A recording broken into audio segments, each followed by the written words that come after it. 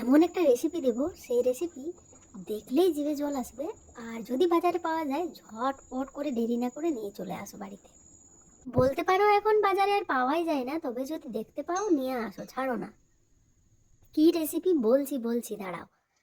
আজকে বানাবো দেশি মাগুরের ঝোল। একদম দেশি স্টাইলে বানাবো, শুধু চুলাটা নাই, চুলাটা থাকলে আরো দেশি হয়ে যেত। রান্নার মাঝেই থাকছে দু তিনটা রান্নার টিপ। চলো ভিডিওটা শুরু করি। প্রথমেই মাছটাকে ভালো করে ধুয়ে নুন হলুদ মাখিয়ে নিয়েছি, তাতে অল্প সরষের তেলও দিয়েছি।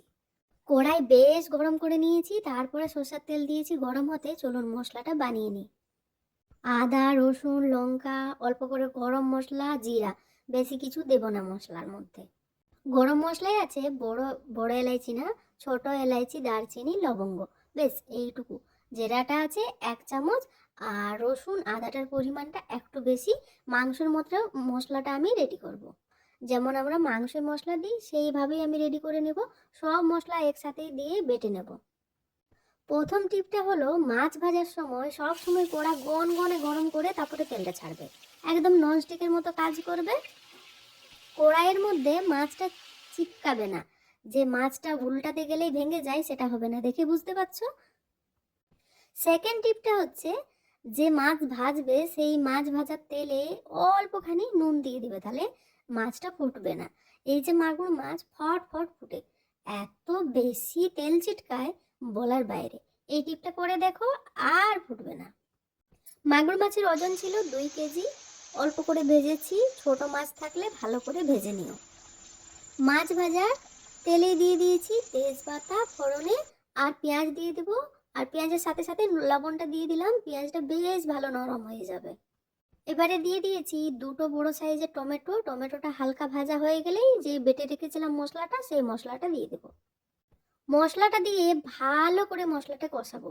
যতক্ষণ না মশলা থেকে তেল বার হচ্ছে ততক্ষণ কষাবো। এবারে বলি আরেকটা টিপ, যে কোনো রান্নায় গরম জল ব্যবহার করবেন, রান্নার টেস্ট দ্বিগুণ বেড়ে যাবে। করে দেখবেন।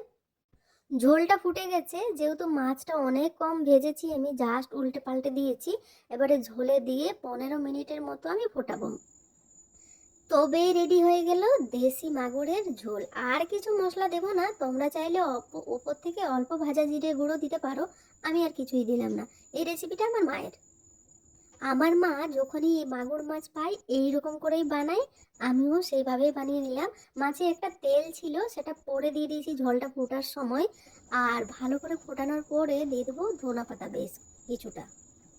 এইভাবে দেশি মাগুরের ঝোল একবার বানিয়ে দেখো, একদম লাগবে খেতে জাস্ট বাও। আর টেস্টে লাগবে সুপার টেস্টি। ঠিকই বললাম। গরম গরম ভাতের সাথে আর কি চাই বলো তো। কবে বানাচ্ছো দেশি মাগুরের ঝোল অবশ্যই জানাবে। দেখা হচ্ছে খুব তাড়াতাড়ি অন্য কোনো ভিডিওতে। ভালো থাকবেন সুস্থ থাকবেন। সুপার টেস্টি রেসিপিটা কবে বানাচ্ছো গো? টাটা।